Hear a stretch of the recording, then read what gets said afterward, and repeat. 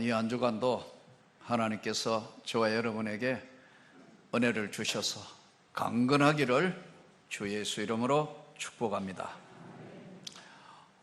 중국의 산사성이라는 곳에 한 노파가 살고 있었는데, 이 노파는 비가 오면 울고 날이 개이면 더 울고, 그래서 날마다 눈물로 지새우는 한 노파가 있었습니다.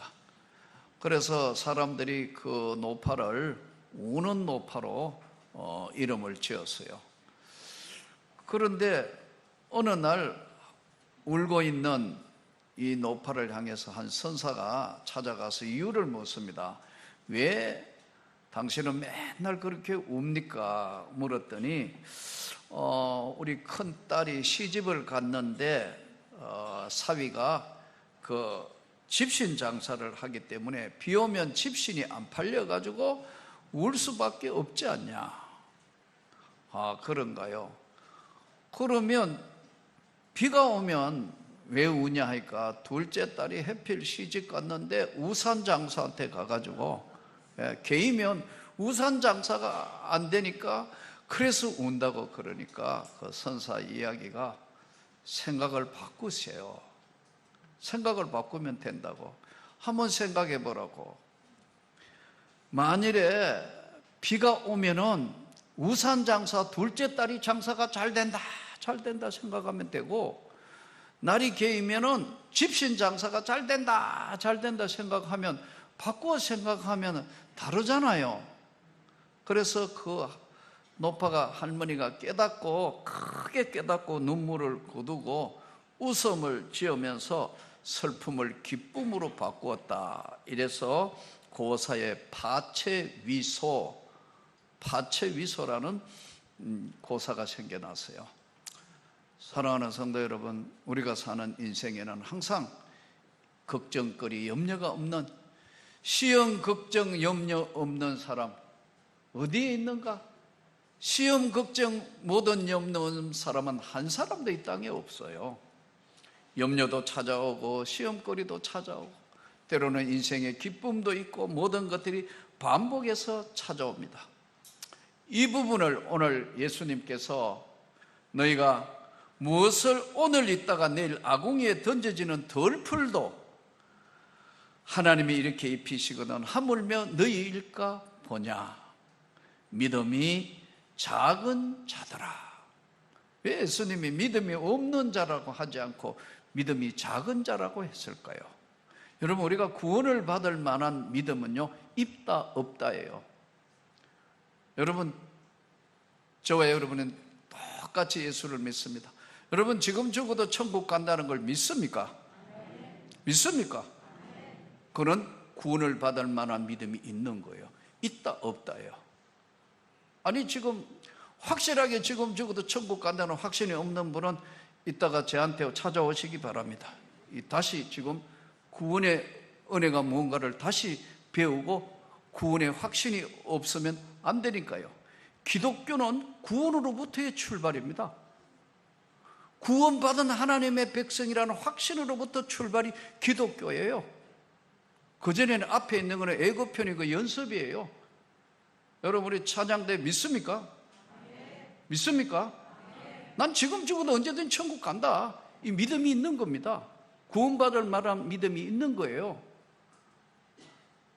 그러나 여러분, 우리가 어떤 일을 만났을 때 이 해결하거나 이 모든 것들을 하는 믿음은요, 믿음이 크다 작다예요. 이 큰 믿음은 큰 것은 큰 믿음이에요. 믿음이 작은 것은 작은 믿음이에요. 그래서 믿음이 작은 자라고 예수님이 말씀하는 거예요.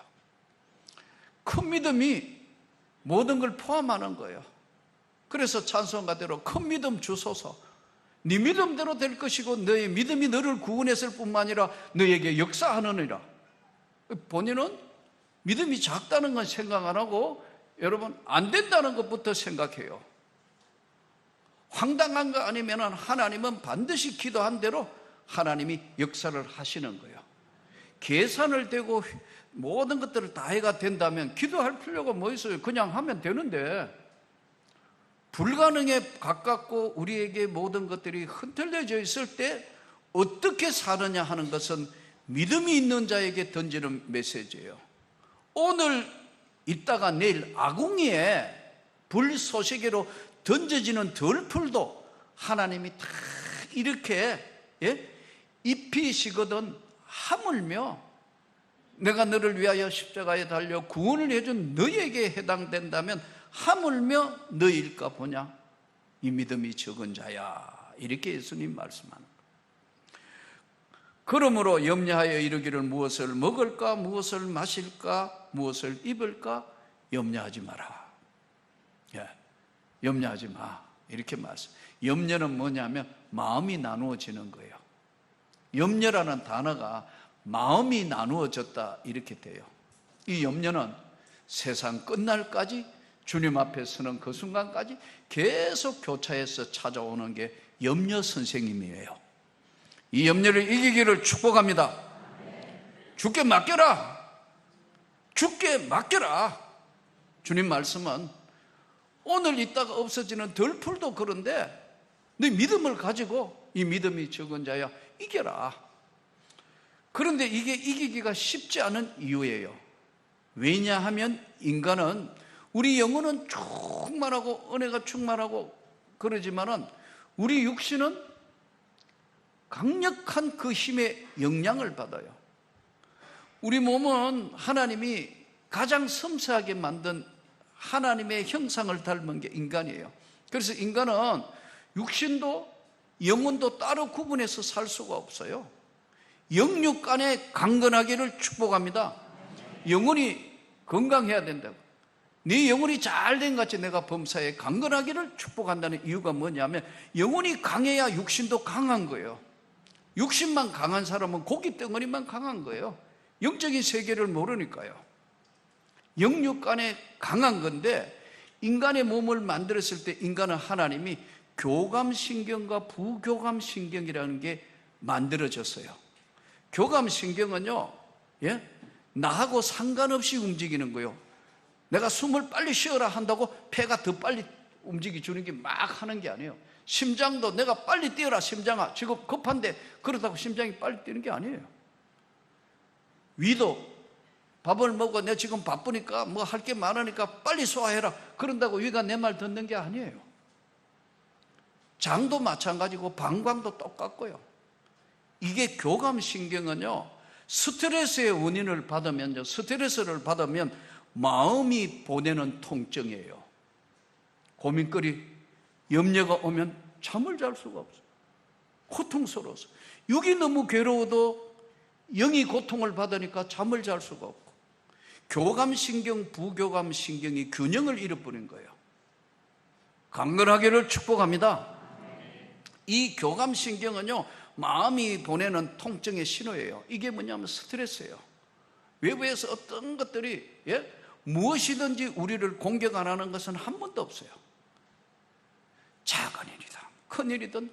그런데 이 지금 교감신경과 부교감신경의 가장 문제가 뭐냐면, 균형이 안 맞으면 찾아오는 게 우울증이에요. 그래서 현대인들은 우울증이 많아요. 이게 더 심해지면 공황장애도 와요. 아무것도 못하는 장애자가 된다고요. 교감과 비교감신경이 움직이는데, 이걸 조정하는 게 뭐냐면 우리 인간의 머릿속에 있는 편도체라는 게 있어요. 이게 신호를 보내는 거예요. 이 편도체가, 의사 선생님들 이야기 들어보면 이게 뭐냐면 화재 경보기예요.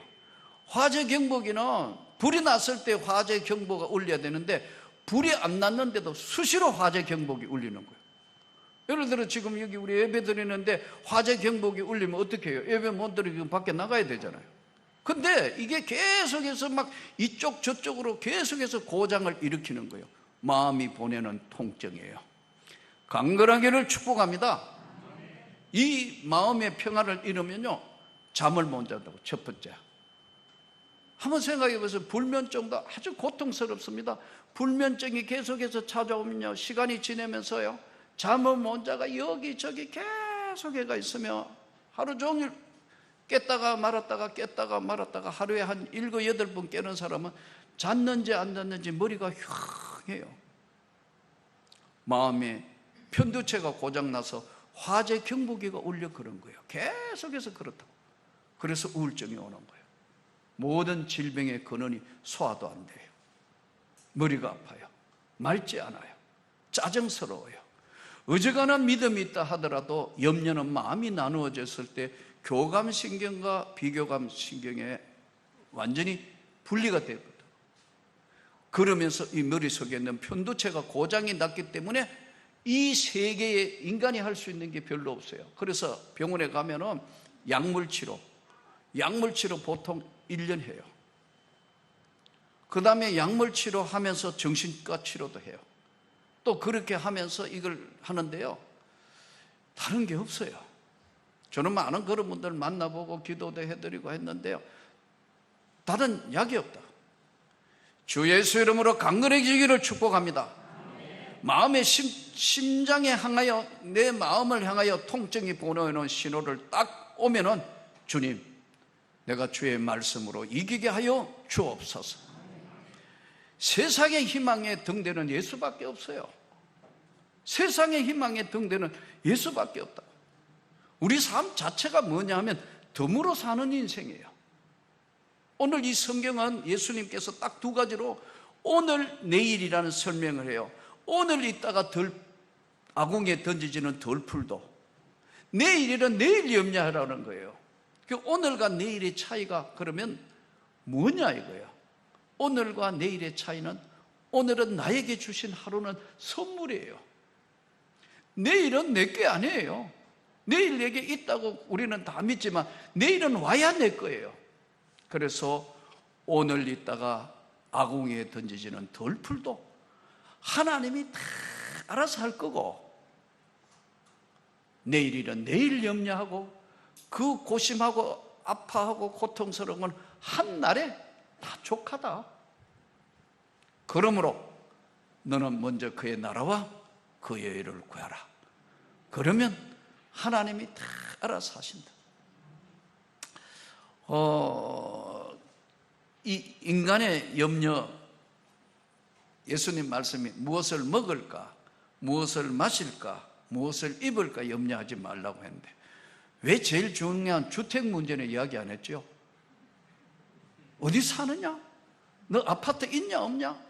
너 집 괜찮은 거 있냐 없냐? 이건 없잖아요. 무엇을 먹을까 마실까 입을까 염려하지 말라. 이거는 긴박성을 이야기해요. 지금 죽나 사나 한 데는 지금 필요 없어요. 안 그래요? 지금 마실 게 없다, 먹을 게 없는데 집이 필요한가요? 필요가 없어요. 예수님 지금 긴박성을 설명하는 거예요. 무엇을 먹을까 마실까 입을까 벌거벗고 살 수는 없잖아요. 당장 추워가지고 지금 벌벌벌벌 떨면 입어야 되잖아요. 아닌가요? 그 다음에 조금 나으니까 집이 있어야지. 응? 더 좋은 집이 있어야지. 자동차도 있어야지. 뭐 이렇게 되는 거예요. 무엇을 먹을까 마실까 입을까 염려하지 마. 예수님 말씀이. 우리 교육자들하고 가끔 이제 지금 뭐 근무하다가 식사하러 가면 제가 식사 오늘 뭐 할까? 그러면 아무거나요. 그래요. 아무거나 메뉴는 없어요. 목사님 아무거나 그래? 저는 사실 뭐 촌놈이 돼서 그런지 콩국수, 칼국수 이런 거 좋아해요. 그거 한 2번 데려갔더니 그 다음에 말을 안 해요. 자유로 먹자 해보니까 전부 다 부대찌개로 다 가버렸어. 우리 부목사는 어제도 부대찌개로 가버렸다. 나는 뭐 비빔밥 아니면 된장이나 아니면 칼국수 이런 걸 좋아하니까 이거 안 맞는데, 아니 점심 뭐 먹을까? 그러면 물을 때마다 아무거나 좋대요. 아무거나 메뉴는 없다니까요. 무엇을 먹을까 마실까 입을까 염려하지 말라요 주님은. 그런데도 지금 점심때만 되면 또 걱정한다. 이래 설교하는 나도 저녁에 우리 집사람한테 오늘 뭐지? 이렇게 묻는다. 왜냐하면 먹는 문제는 가장 인간의 기본적인 먹고 마시고 그리고 벌거벗지 못하기 때문에 추운 지방에는 입어야 하는, 그 다음에 주택 문제 안에 어디 얼마큼 살고 어떻게 하고, 이 긴박성을 설명하면서 무엇을 먹을까 마실까 입을까 염려하지 마라. 하나님이 모르시는 게 아니고 다 있어야 할 줄을 이미 아시느니라. 이 오늘과 내일을 연결하는 게 뭐냐 하면요, 은혜입니다. 오늘은 하나님이 덤으로 주신 하루예요. 예. 내일은 내일 걱정하고 내일 일은 내일이라는 거예요. 그렇다고 아무것도 하지 말라는 게 아닙니다. 여러분, 오해하면 안 돼요. 내일은 네가 다 준비하고 최선을 다하되 맡겨라 이거예요. 하나님께 맡겨라는 거예요. 그러니까 여기서 오늘 말씀 듣고 다 하고 나가면서 다시 찾아 나가요. 그 또 걱정하는 거예요. 내가 최선을 다하고 난 뒤에는 하나님께 맡겨라. 그래 하면 먼저 그의 나라와 그의 의를 구해보라. 그러면 하나님은 이 모든 걸 더하여 주실 것이다. 이 오늘 나이가 하루 사는 하나님이 덤으로 주는 은혜, 내일은 내게 아니다 말이에요. 내일 어떻게 될지, 내일 오늘 있다가 내일 아궁이에 불쏘시개로 사용하는 덜풀도 하나님이 걱정하시는데 하물며 내일까 보냐. 이 오늘과 내일 사이에는 은혜가 연결되어 있는 거예요. 안 믿는 사람은 그래서요, 목적이 없는 삶이에요. 우리가 예수 그리스도를 믿는 사람은 이 사이가 은혜라는 것으로 연결되어 있어요. 근데 이 은혜가, 우리가 하나님이 주신 이 은혜가 세 가지의 중요한 게 있어요. 첫째가 뭐냐면요, 절제력이에요. 절제하는 거예요. 갈라디아서 5장 22절부터 23절에 보면 성령의 열매는 사랑과 희락과 자비와 온유와 충성과 다 마지막 9번째, 마지막이 뭐냐면 절제니라. 절제. 스스로를 통제하는 거예요. 절제하는 거.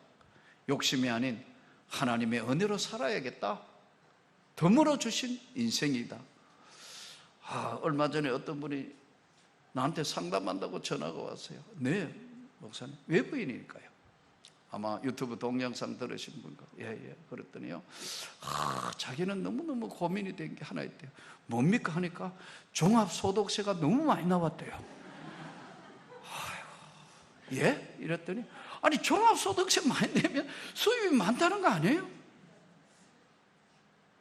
참 뭐라고 답변해야 될지 모르겠어요. 종합소득세 많이 낼 수 있으면 그거는 하나님의 은혜 아니에요. 그게 염려된다는 거, 이게 말이 안 되는 거잖아요. 그래서 제가 허허 웃으니까, 아니 저 심각해요. 왜냐하면요, 그걸 해가 하면은요 좀 넘겨줘야 되는데 이게 하면은 어떻게 할지 모르겠대요. 처분을 어떻게 해야 될지 모르겠대요. 야, 상속세가 얼마나 나온다 해가지고 이 얼마인데 상속세가 너무 많이 나온다 하길래 제가 주여 했다고. 여러분, 상속세 있는 것만 해도 하나님의 은혜 아니에요? 안 그런가요, 여러분? 덤으로 사는 인생인데, 이야, 이런 걱정도 하는 분이 있구나. 오늘 있다가 내일 아궁이에 들어가는 덜풀도 하나님이 베푸시는 은혜 가운데인데 이 믿음이 적은 자야. 여러분, 삶을 즐기시고 행복하시기를 축복합니다. 즐길 줄 알아야 돼. 누릴 줄 알고 그 하나님이 주신 은혜, 오늘 하루도 은혜가 이 연결되는 절제할 수 있어요. 두 번째가 뭐냐면 회복력이에요. 회복은 딴 거 없습니다. 마음만 바꾸면 되게요. 오늘 아까 지금 파체 위소, 예? 생각을 바꾸면 인생이 달라지는 거예요. 잠언서 17장 22절은 이렇게 말씀해요. 마음의 걱정과 근심은 뼈를 마르게 하고 마음의 즐거움은 양약이니라. 우리가 마음에 즐거워지면 이 세상에 어떤 약과 바꿀 수 없는 양약이 마음의 행복이에요. 이건 가졌다고 되는 것도 아니고 여러분 뭘 이루었다고 이루어지는 것도 아니고 하나님의 은혜가 오늘과 내일을 연결하는 거예요. 이 은혜가 여러분에게 충만하기를 축복합니다. 바로 오늘 절제 회복, 또 하나는 맡기는 거예요. 최선을 다했으면 최선을 다하고 또 최선을 다하고 하나님께 맡기는 거예요. 한번 맡겨보세요. 그러면 하나님이 어떻게 하시는가? 때로는 고난도 줘요. 때로는 아픔도 있어요. 때로는 눈물로 지새야 될 때도 있지만 덤으로 사는 인생의 세상의 희망은 예수입니다. 그건 변함이 없는 진리니까요. 그 예수 앞에 오늘 우리 삶을 한번 다 맡기면 내일 일은 내일 염려하는 게 아니고 내일 일은 내일이 염려한다는 거예요. 내일은 내일 해야 될 일이나 내일 그것은 내일 일을 내일이 염려한다는 거예요. 사랑하는 성도 여러분, 저는 여러분에게 다시 말씀드립니다. 나는 여러분과 저의 가정이 가난의 저주는 한 대에 끝내기를 축복합니다. 우리 아들 때, 우리 자녀들 때 하나님 잘 되는 축복을 주시라고 구하셔야 합니다. 구하셔야 된다니까. 엉뚱한 거 많이 하면서 아이고 그거 염치가 없어가지고 아니에요. 가난의 저주는 한 대로 족합니다. 주님, 제게는 이런 질병이 찾아왔는데 주님 영광을 위하여 치료하여 주옵소서. 맡겨라 이거예요. 하나님께 맡겨보라 이거예요. 제가 지금 외부에서 있는 분들이 아주 심각한 암인 분들이 3분이에요. 전화 자주 오고 뭐 기도도 해드리고 이런 분인데요. 그 중에 한 분만은 아주 좋아지는 거예요. 근데 치료하는 건 똑같아요. 보니까 뭐 약 이름도 들어보니 비슷하고 뭐 하고 다 같은데 한 분은 2년이 가까이 넘어가는데 좋아지고 있는 거예요. 오히려 수치가. 그 의사 선생님들도 갸우뚱하는 거예요. 5년만 지르면 완치 아니에요. 여러분이 하나님이 주시는 은혜는 영육간에 강건해지는 거예요. 편도체가 고장 안 나면 능히 이길 수 있다니까요. 인간의 몸에 하나님이 면역력이라는 걸 주시기 때문에 어떤 것보다 강력해요. 주 예수 이름으로 치료되기를 축복합니다. 맡기고 그 하나님 앞에 구하고 가난의 저주는 한 대로 하나님 끝내게 해 주옵소서. 이것이 하나님 앞에 구해야 될 제목이고 우리가 하나님 앞에 구했을 때 하나님이 역사를 하시는 거예요. 성경에 보면 참 여러 가지 많은 사건들과 여러 가지 일을 기록되어 있지만요, 한 세대를 마무리할 때는 반드시 기도하는 사람을 성경이 찾아요. 사사시대의 마무리 단계에 이제 왕정시대로 올 때 한 여인의 이야기가 나와요. 한나의 이야기. 자식이 없어요. 부족한 게 없는데 자식이 없다. 그래서 한나가 성경에 보면 간절히 가가지고 하나님 앞에 기도를 해요. 근데 엘리 제사장이 처음에는 졸고 있는 줄 알고 너가 언제까지 포도주에 취하게 있냐? 이랬더니 내 주여, 내가 포도주에 취해 있는 게 아니고 나는 마음이 슬픈 여자입니다. 이게 무슨 얘기예요? 염려가 많은 사람입니다. 그 하나님 앞에 이렇게 나와가지고 기도하고 있습니다. 엘리가 뭐라고 이제 한나에게 이야기하는지 아세요? 만군의 이스라엘의 하나님께서 너의 기도를 들어주시리라. 그러니까 한나가 그 이야기를 듣고 씻고 집으로 돌아가서 근심이 없었더라. 애기 가진 것도 아니고 아무것도 아닌데 근심이 없이 딱 하자 하나님이 태의 문을 열으셔서 사무엘이라는 선지자를 그에게 주시는 겁니다. 이 조국 대한민국은 굉장히 가난했던 나라예요. 지금 뒤로 돌아가 40년, 50년에는 정말 가난한 나라였어요. 선교사들이 여기 와가 기도한 기회가 뭔 줄 아세요? 이 흑암에 앉은 조선 백성을 긍휼히 여기소서 하나님. 이 가난의 저주가 물러가게 하옵소서. 선교사들이 눈물로 기도한 그 기도를 하나님 들으시고 조국 건대화를 해서 이만큼 잘 사는 나라 만들어 놨어요. 사랑하는 성도 여러분, 오늘 또 모든 염려를 주께 맡기고 다시 새 출발해서 세상의 희망의 등대 예수, 오늘과 내일을 연결하는 이 은혜의 세계, 저와 여러분을 또 한 주간 초대한 주님 앞에 믿음으로 맡겨서 승리하기를 주 예수 이름으로 축복합니다.